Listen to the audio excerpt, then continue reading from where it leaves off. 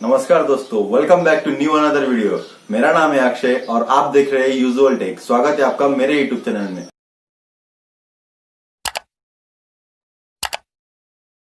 दोस्तों, आज हम बात करने वाले हैं लैपटॉप के बारे में। जी हाँ दोस्तों, अगर आप कोई एक नया फोन खरीद रहे हैं तो आप उस फोन में उसका डिस्प्ले साइज, उसका रैम, उसका internal storage, fast charging, battery backup, notch, processor वगैरह वगैरह बहुत ही कई तरह के फीचर्स है जो आप और मैं मतलब कि एक आम आदमी सब उस मोबाइल में देखता है और फिर ही कोई मोबाइल परचेस करता है। लेकिन दोस्तों, अगर आप कोई एक लैपटॉप या पीसी वगैरह खरीद रहे हैं तो क्या आप उसमें भी ये फीचर्स देखते हैं? दोस्तों, कई लोगों को तो पता भी नहीं होता कि लैपटॉप में या कोई पीसी में भी ये सब फीचर्स भी होते हैं। लेकिन दोस्तों, मैं आपको बताना चाहूंगा, अगर आप कोई भी एक इलेक्ट्रॉनिक गैजेट ले रहे हो, मतलब जैसे कि लैपटॉप हो गया, कंप्यूटर हो गया या स्मार्ट टीवी वगैरह हो गया, तो उसमें आपको hard disk, processor, screen size और डिस्प्ले वगैरह सब चीजें आपको उसमें देखने को मिलती है और उनकी क्वालिटी वगैरह में भी बहुत डिफरेंस आता है, जो आपके लैपटॉप की या फिर आपकी जो कोई भी आप गैजेट ले रहे हैं उसकी प्राइस डिपेंड करता है। मतलब जैसे कि मान लो, अगर अभी जो लेटेस्ट चल रहा है 5G फोन, अगर आप कोई 5G फोन ले रहे तो जाहिर सी बात है वो आपको बहुत ही महंगा पड़ने वाला है या फिर वो महंगा आपको मिलने वाला है। लेकिन अगर आप उसमें कोई 3G या 4G फोन ले रहे हो तो आपको सस्ता मिलेगा, क्योंकि उसमें जो प्रोसेसर वगैरह है वो अभी का लेटेस्ट प्रोसेसर वगैरह कुछ नहीं है। उसमें जो सामान लगा हुआ है, बैटरी वगैरह, वो सब पुराना है या फिर मतलब बहुत ही कम पावर वाला है, इसीलिए वो आपको सस्ता मिलेगा। लेकिन आप अगर एक लेटेस्ट स्मार्टफोन खरीद रहे हैं तो उसमें आपको सब चीजें जो मिलने वाली है वो सब लेटेस्ट मिलने वाली है, तो डेफिनेटली वो आपको थोड़ा सा महंगा पड़ेगा। तो इसी तरह अगर आप कोई लैपटॉप वगैरह ले रहे हैं तो उसमें भी ये सब चीजें मैटर करती है, ये सब चीजें ही उस लैपटॉप की प्राइस डिपेंड करती है। तो दोस्तों, चलिए इसी के बारे में आज बात करते हैं। दोस्तों, अगर आप कोई एक नॉर्मल सा लैपटॉप वगैरह खरीदना चाहते हैं तो आप उस लैपटॉप को कैसे चूज कर सकते हो और उसमें आपको कौन से फीचर्स चाहिए या फिर कितना आपको लैपटॉप हेवी चाहिए या नॉर्मल चाहिए, वो डिपेंड करता है आपके वर्क के ऊपर। और दोस्तों, जब भी आप कोई लैपटॉप वगैरह खरीद रहे हैं तो उनमें कुछ चीजों का आपको ध्यान रखना है जो मैं आपको बताने वाला हूँ।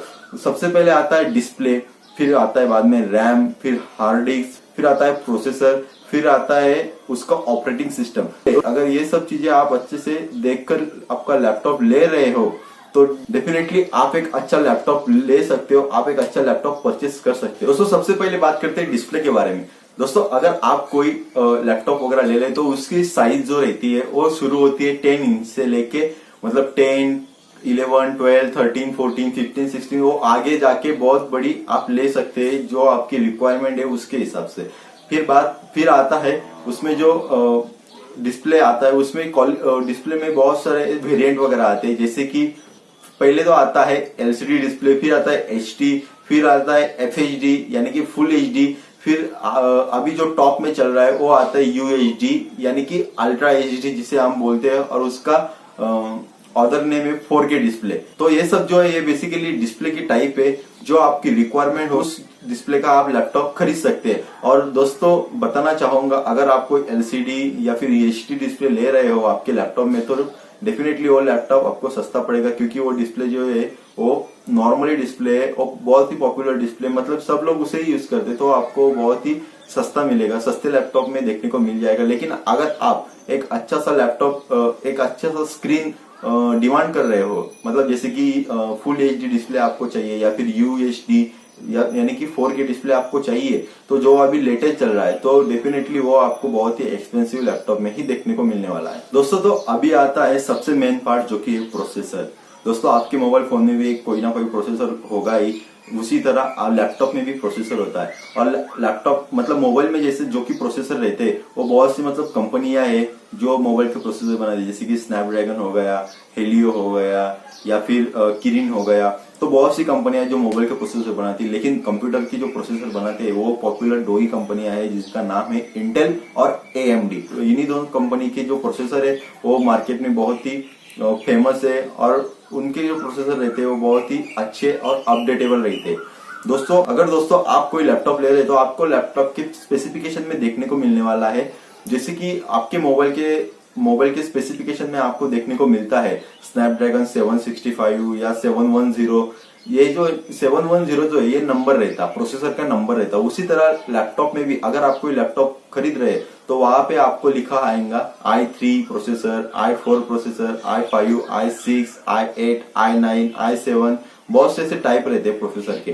तो अभी ये प्रोसेसर मतलब ये जो i7, i3 वगैरह है ये प्रोसेसर के नाम है जो कंपनी द्वारा दिए गए हैं उन प्रोसेसर को, और उन्हीं के नीचे आपको लिखा हुआ मिलता है जनरेशन, 9 जनरेशन, 7 जनरेशन, 8 जनरेशन। तो इसका मतलब क्या है? तो मतलब बेसिक फॉर एग्जांपल दोस्तों, अगर कोई प्रोसेसर है जो कि i3 प्रोसेसर है और उस पर लिखा है 9 जनरेशन, तो मतलब i3 का जो प्रोसेसर था वो पहले आया 3rd generation, 4th generation, 5 generation, 6 generation, और अभी जो है वो लेटेस्ट 10 जनरेशन में चल रहा है फॉर एग्जांपल।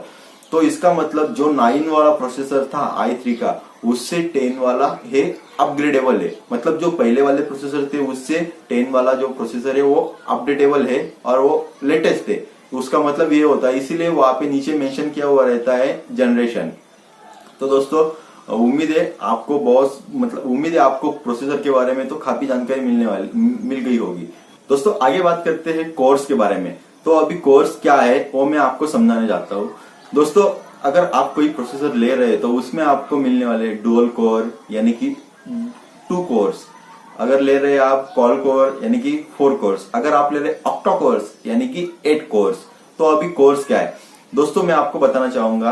कोर्स यानी कि हैंड, मतलब जो कि हैंड रहते, मतलब मान दोस्तों फॉर एग्जांपल अगर आपको 2 हैंड्स है यानी कि आपको 2 कोर्स है, तो 2 कोर्स से आप जितना हो सकते हैं उतना ही काम कर सकते हैं। लेकिन अगर आपको 4 कोर्स है यानी कि आपको 4 हाथ है, तो आप डेफिनेटली 2 हाथों से बेहतरीन ज्यादा काम कर सकते हो। तो उसी तरह अगर आपके प्रोसेसर में 2 कोर्स है तो आपका प्रोसेसर जो है वो नॉर्मली वर्क करेगा। अगर आपके प्रोसेसर में क्वाड कोर है यानी कि 4 कोर्स, तो डेफिनेटली आपका जो प्रोसेसर है वो 2 कोर्स से बेहतरीन सा वर्क करने वाला है। तो इसी तरह कोर्स रहते हैं। तो दोस्तों अभी आपकी नीड के हिसाब से, आपकी जरूरत के हिसाब से आपको कौन सा प्रोसेसर लेना चाहिए वो मैं आपको बताने जाता हूँ। दोस्तों अगर कोई आप i3 प्रोसेसर ले रहे हो तो उसमें आपको बेसिकली 2 कोर्स देखने को मिलते हैं, 2 या फिर 4 कोर्स आपको देखने को मिलते हैं। अगर आप i5 प्रोसेसर ले रहे हो तो उसमें आपको 4 से लेके 6 तक के कोर्स देखने को मिलते हैं। अगर आप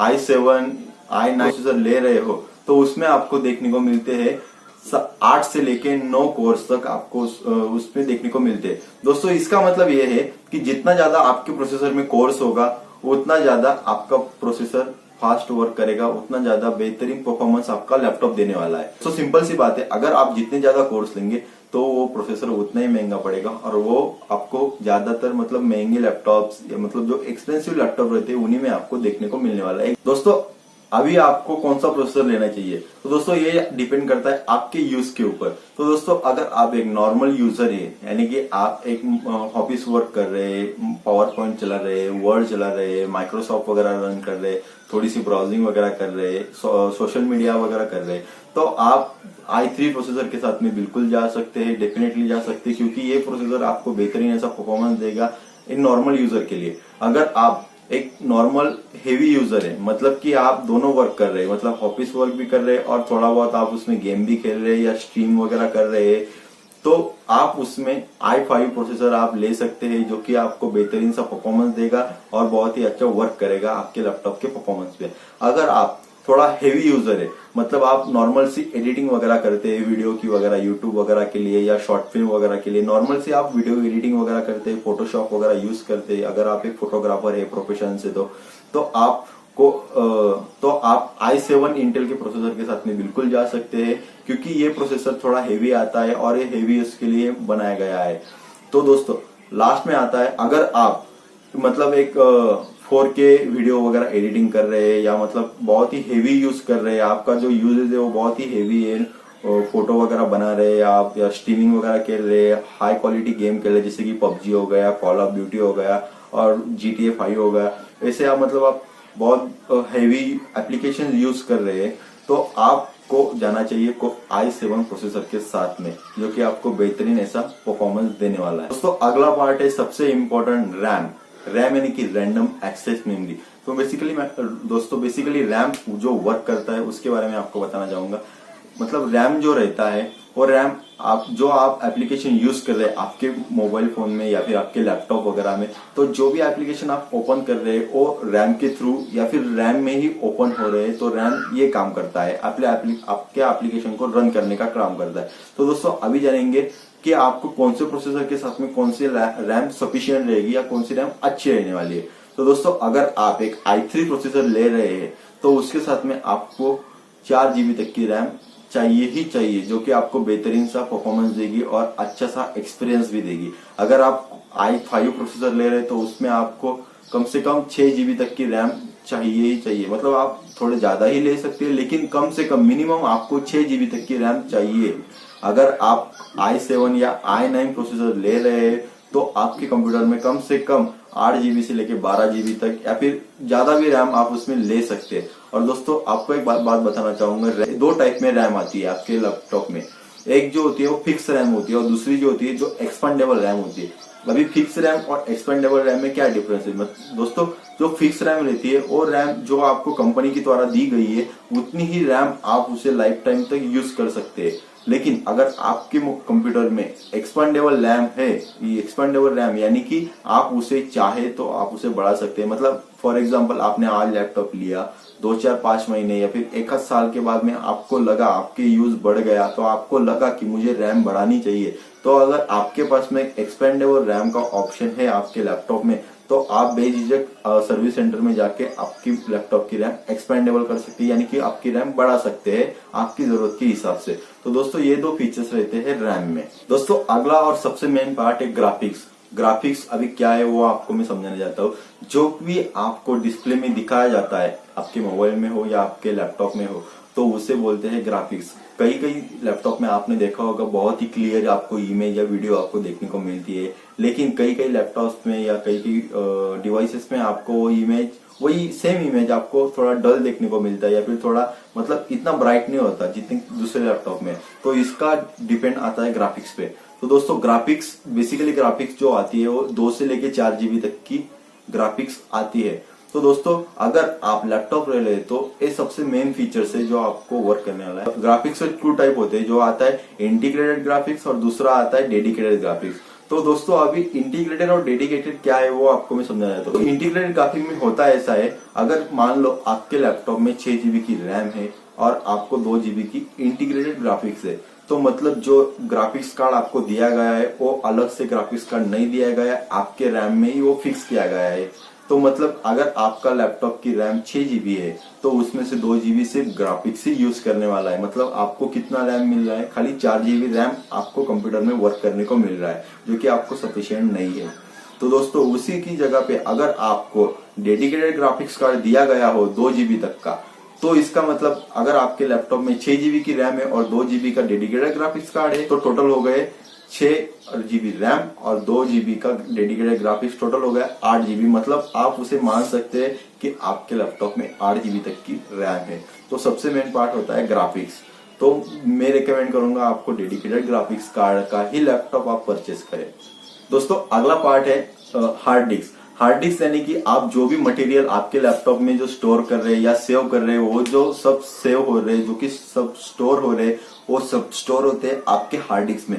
दोस्तों हार्ड डिस्क में 2 टाइप आते हैं। पहला टाइप है HDD यानी कि हार्ड डिस्क ड्राइव, और दूसरा है SSD यानी कि सॉलिड स्टेट ड्राइव। दोस्तों अगर आप HDD ड्राइव ले रहे हो तो वो जो हार्ड डिस्क है वो आपको एक नॉर्मल सी हार्ड डिस्क मिलने वाली है, जो कि बेसिकली पॉपुलर है और नॉर्मली सभी लैपटॉप्स में आपको देखने को मिलती है HDD हार्ड डिस्क, जो कि नॉर्मल है, जिसका export and import speed, transferring वगैरह का, फाइल वगैरह का जो नॉर्मली रहने वाला है, कुछ ज्यादा आपको फास्ट नहीं मिलने वाला।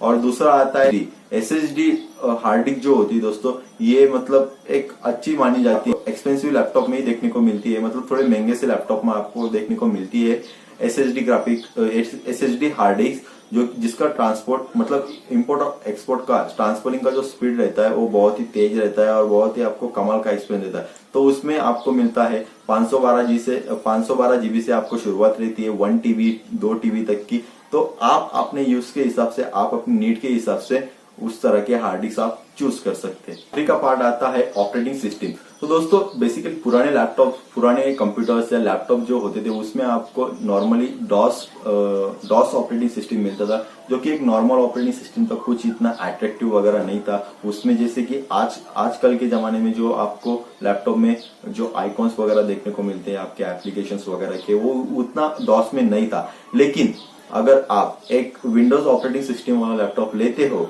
तो उसमें आपको आपके जरूरत के हिसाब से एक मतलब एक अच्छा सा डिस्प्ले में एक अच्छे से एप्लीकेशन देखने को मिलेंगे, बहुत ही अच्छा सा आप वॉलपेपर वगैरह रख सकते हैं। तो दोस्तों मतलब आप अगर डॉस भी लिया, आपने डॉस ऑपरेटिंग सिस्टम वाला लैपटॉप भी लिया, उसमें भी आप विंडोज इंस्टॉल कर सकते हो। लेकिन अगर पहले से ही कंपनी का अगर इंस्टॉल विंडोज आपको मिल रहा है तो बेहतरीन होगा मेरे हिसाब से तो भी। और दोस्तों आपको एक एडवाइस देना चाहूंगा आखिरी में, अभी का जो लेटेस्ट ऑपरेटिंग सिस्टम है वो है विंडोज 10 चल रहा है।